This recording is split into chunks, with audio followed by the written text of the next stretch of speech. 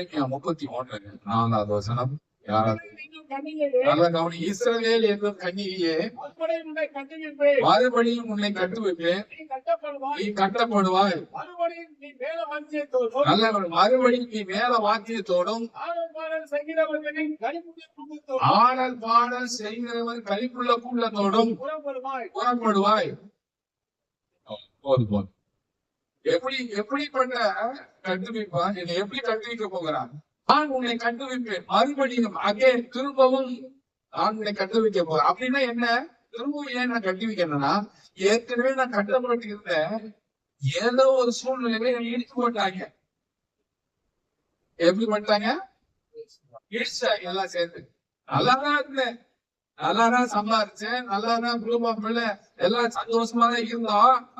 ஆனா எவனோ ஒருத்தன் வந்து என்ன பண்றேன், குடும்பத்தை இடிச்சு போட்டான். நானும் கட்டுறதுக்கு எப்படியாவது கட்டிடலாம் பாக்குற முடியல. பராமரித்து பார்க்கணும். வீடு கட்டினேன், குடும்பத்தை கட்டினேன், வாழ்க்கையை கட்டினேன், வேலையை செலுத்தினேன், நல்ல பேர் எடுத்தேன், எல்லாத்தையும் எடுத்து விட்டான், எல்லாத்தையும் கெட்ட பேர் ஆயிட்டான், எல்லாம் இடிக்கப்பட்டு போயிடுச்சு. இப்படிப்பட்ட சூழ்நிலையில தான் எரேமியா தீர்க்கதரிசி மூலமாக இஸ்ரவேல் மக்களுக்கு இந்த வார்த்தையை எரேமியா சொல்றாரு. இவங்க அடிமையா இருக்கிறாங்க. அடிமையா இருக்கும்போது சொல்றாரு, இங்க பாருங்க, இது உங்களுக்கு நிரந்தரமானது அல்ல. நீங்க திரும்பவும் மேல தாளத்தோடு புறப்பட்டு கைக்குள்ள சத்தமா பாட்டு பாடிக்கிட்டே நீங்க போவீங்க அப்படின்னு சொல்றாரு. போவீங்க மறுபடியும் மேல வாக்கியத்தோடும் அப்புறம் ஆடல் பாடல் செய்வ களிப்புள்ள கூட்டத்தோடும் புறப்படுவாய். மறுசீரமைப்பு.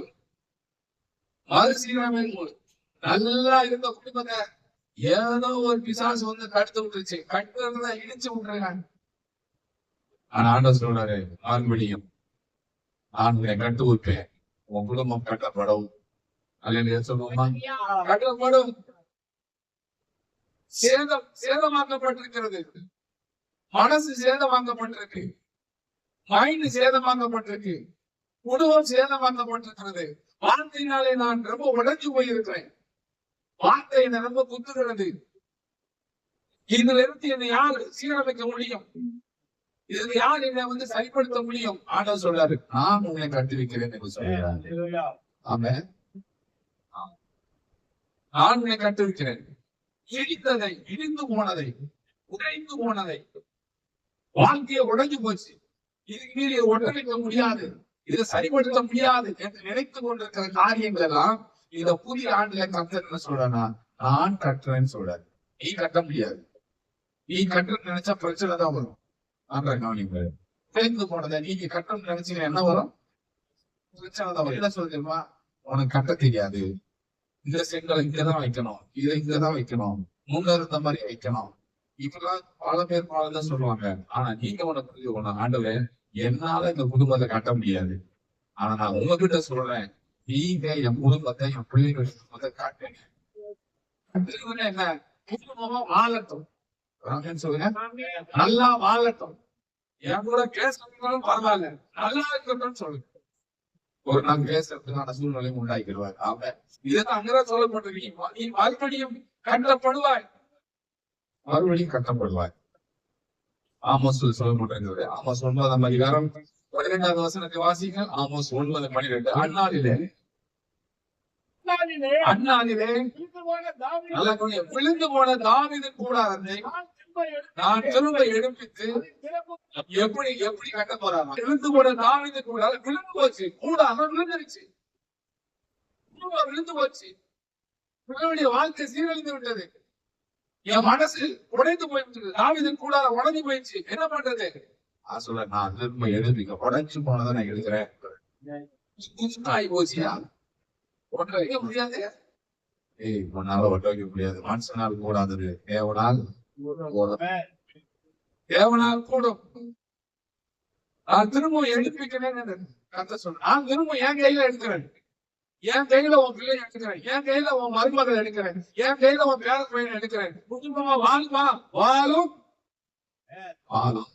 கட்டுகிறேன், நான் கட்டுறேன்பா. திரும்ப எடுப்பிட்டு அது என்ன பண்றாருன்னா, அது பிறப்புகளை நல்லா நீங்க என்னது ஃபர்ஸ்ட் அடைகிறாரா?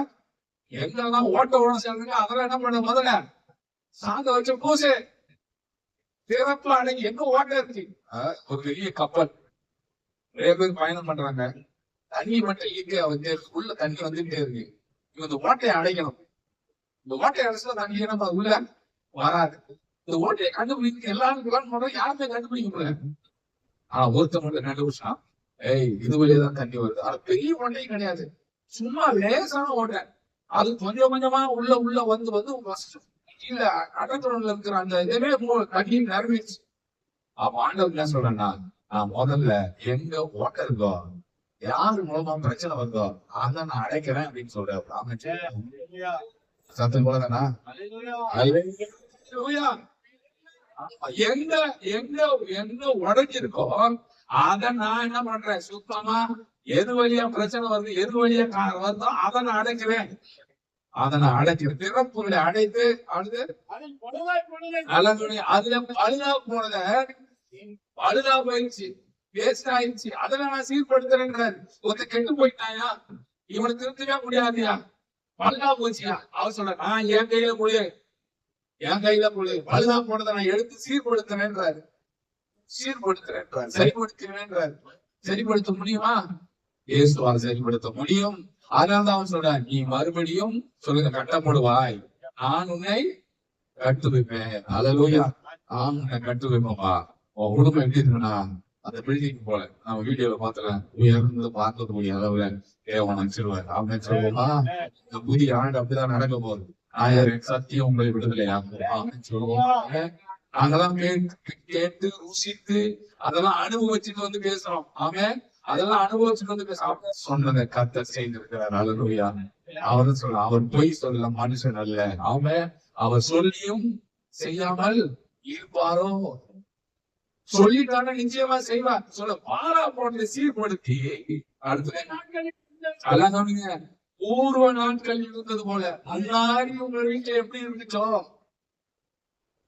பூர்வ நாட்கள் இருந்தது போல அதை ஸ்தாபிப்பேன், அந்த இடத்துக்கு கொண்டு வந்துடுவேன்றார். முன்னாடி நீங்க எப்படி இருந்தீங்களோ அது போல குடும்பம் கட்டப்படும் ஸ்தாபிப்பேன் என்று இதை செய்கிற யார் சொல்றது? இதை செய்கிற எரேமியா சொல்லல, ஆமோஸ் சொல்லல, ஏசாயா சொல்லல, இதை செய்கிற கர்த்தர் சொல்லுகிறார். ஆமென் சொல்லுங்க. அதனால உடைத்தது எல்லாத்தையும் எடுத்து அவர் ஒரு பொருளா ஒரு பில்டிங்கா மாத்திடுவார், ஒரு கட்டணமா மாத்திடுவார். அல்லேலூயா. தேவன் நம்ம கூட இருக்கிறார். 13வது வசனம் 13 இதோ உழுகிறவன் அறுக்கிறவனையும் தொடர்ந்து பிடித்து மேடுகளெல்லாம் கரைகிறதுமான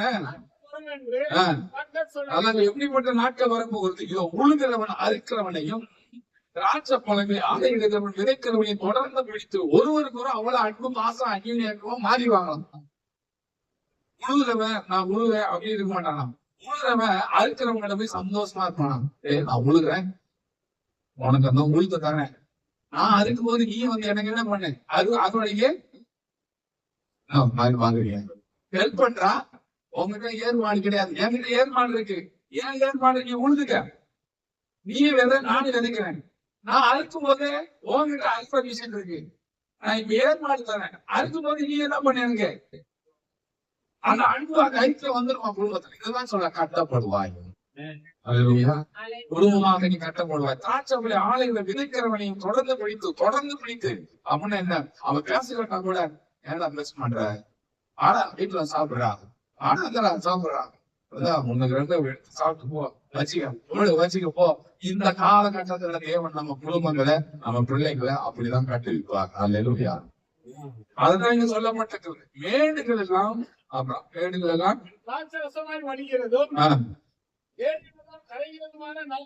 ஆமா மேடு எல்லாம் கரையும். மேடு தெரியுமா? பெருமை. மேடு மாறி பாக்குறது, பெருமை பேசிட்டு இருக்குது, இதெல்லாம் கரையும். என்ன பண்ணா கரையும். நீ கரைக்க முடியாது. நீங்க போய் கரைச்சீங்க உங்களை கரைச்சுவாங்க. நீங்க என்ன பண்ண, நீங்க போய் யாரையும் கரைக்க முடியாது. நீங்க ஆண்டவர்கிட்ட சொல்லணும், ஐயா எனக்கு கரைக்க முடியாது. அது ரொம்ப ஸ்ட்ராங்கான புளியா இருக்கு. எந்த புளி? குழம்புல போடுற புளி. இந்த புளியை நானும் ஊற வச்சு பாக்குறேன், சுடுதண்ணியை ஊற்றி பாக்குறேன், கையை விட்டு ஒண்ணும் முடியல. நீங்க கரைங்க ஆண்டவரே. யாருக்கு சொல்லணும்? நீங்க கரைங்க, மேடுகள் எல்லாம் கரைகிற நாட்கள் வரும் என்று கர்த்தர் சொல்லுகிறார். பேசுறாங்க, யாராவது உங்களுக்கு விரோதமா பேசுறாங்க, கரைக்கவே முடியல, மாற்றவே முடியலையா? ஒண்ணுமே இல்லை. ஆண்டவர் சொல்ற மறுபடியும் நீங்க என்ன பண்ணுவாங்க? நான் உன்னை சொல்லுங்க தேவன் நம்மள அப்படிப்பட்ட காரியத்துக்கு நேரம் நம்மள கொண்டு வந்திருக்கிறார். 14வது வசனம் வாசிங்க. 14 ஜனமாக இஸ்ரவேல் சிறையிருப்பை திருப்புவேன். எப்படி பாருங்க, இவ பாழான நகரங்களை கட்டி அவைகளில் குடியிருந்து திராட்சை தோட்டங்களை நாட்டி அவருடைய பரவசத்தை குடித்து தோட்டங்களை உண்டாக்கி, ஆமா, குடும்பத்துல ஒரு பெரிய விருந்து. அல்லேலூயா, பெரிய விருந்து. எப்படி? என் ஜனமாக இஸ்ரவேல் சிறையில் வைத்திருப்பேன். அவர்கள் பாழானதை, வேஸ்டா போனதெல்லாம் எடுத்து கட்டி அதுல குடியிருப்பார்கள். திராட்சை தோட்டங்கள் நாட்டி அவருடைய பழரசத்தை குடிப்பார்கள். தோட்டங்களை உண்டாக்கி அவருடைய கனிகளை புசிப்பார்கள். 15 சொல்றது, அவர்களை அவர்கள் தேசத்தில் நாட்டுவேன்.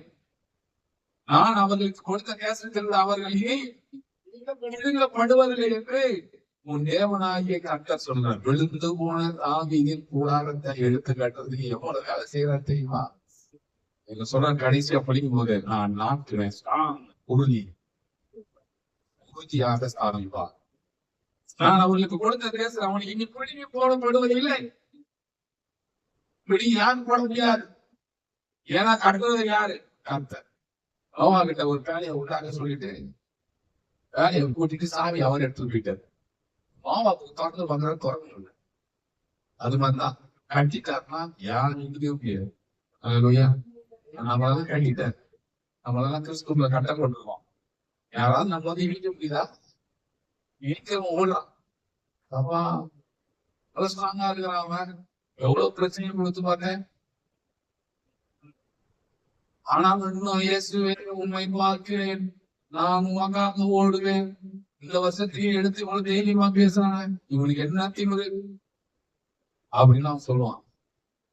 நாம அவ்வளவு ஸ்ட்ராங்கா கட்டம் போட்டிருக்கிறதுனாலதான் நீங்க உட்கார்ந்து இருக்கிறோம்.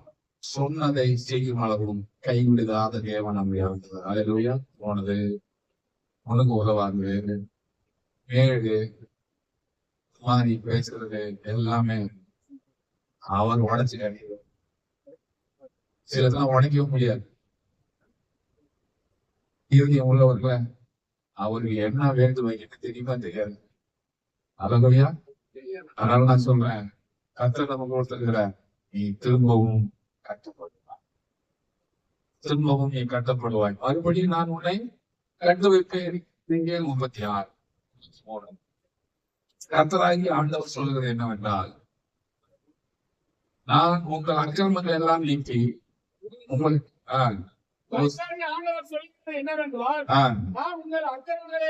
உங்கள் அக்கிரமங்கள் எல்லாம் நீக்கி உங்களை சுத்தமாக்கி ஆண்டவர் சொல்றாரு, அக்கிரமம் செய்கிறவன் பாவம் செய்கிறவங்க கட்டு வைக்கப்படுவாங்களா? இப்படி பாவம் செஞ்சு குடிச்சு வீட்டுக்கு கீழ்படியாம இப்படி தீர்றாங்க ஐயா, இவங்களெல்லாம் ஆண்டவர் கட்டு வைப்பாரா? அதுதான் இங்க சொல்லப்பட்டிருக்கிறது.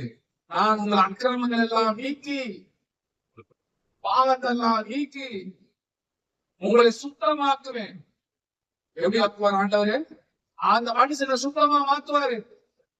சுத்தமா மாத்துவார்.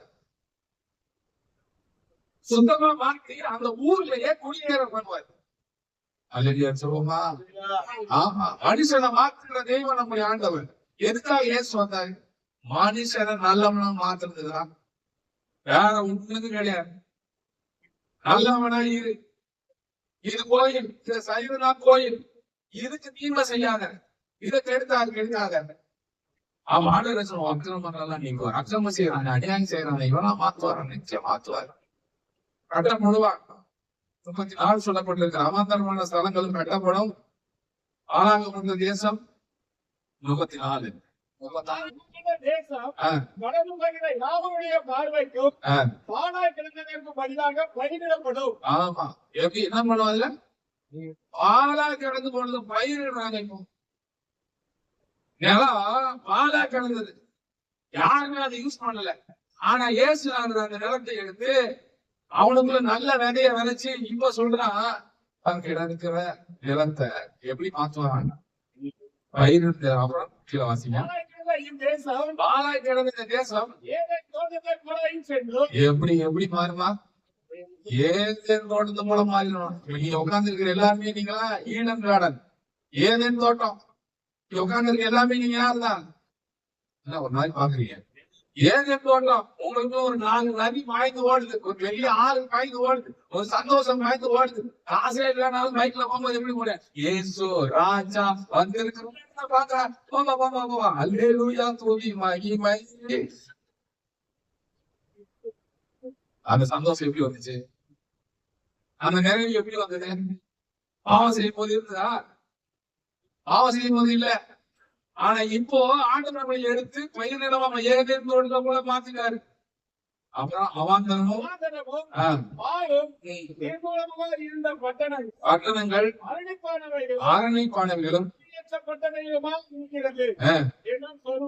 என்ன சொல்லுவாங்க? அவாந்தரமும் இருந்த பட்டணங்கள் அரணிப்பானவைகளும் குடியேற்றப்பட்டவைகளுமாய் இருக்கிறது என்றும் சொல்லுவாங்களா மத்தவங்க பார்த்து? என்னெல்லாம் சொல்றாங்க? அதனால் தேவன் கண்டி எழுத பண்ணுவார். சொல்லப்பட்டிருக்கிறது கர்த்தராகிய நான் நிர்மூலமானவைகளை கட்டுகிறேன் என்றும் பாலானதை பயிர் நிலமாக்குகிறேன் என்றும் அப்பொழுது அறிந்து கொள்வார்கள். கர்த்தராகிய நான் இதை சொன்னேன், இதை செய்வேன். என்ன சொல்றாரு? நிர்மூலமானவர்களை கட்டுகிறேன் என்று. நிர்மூலமானது நான் உடைஞ்சு போன வாழ்க்கை, இனிமே யாருமே அதை ஒட்டி வைக்க முடியாது என்று உடைஞ்சு போன வாழ்க்கை, சரிபடுத்தவே முடியாதுங்க. பிரச்சனை வெளியாயிடுச்சு நாளைக்கே. ஆனா நீங்க போய் நின்னீங்கன்னா பிரச்சனை தலைக்கு மேல இருந்தாலும் பிரச்சனை காலைக்கு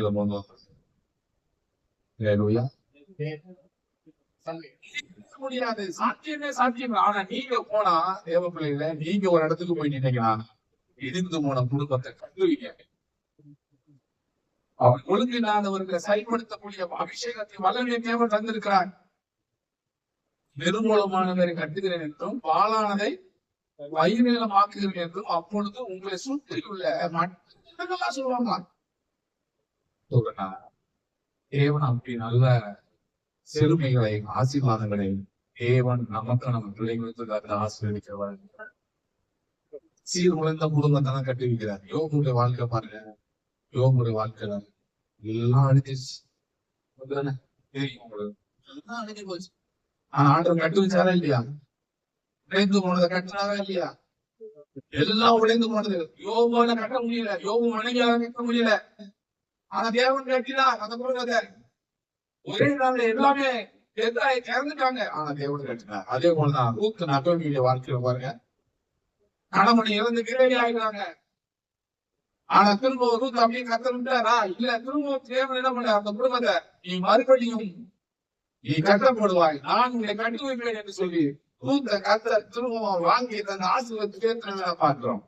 சீர்குலைந்த குடும்பத்தை நம் தேவன் கட்டுவீங்க. சீர்குலைந்த குடும்பத்தை கட்டு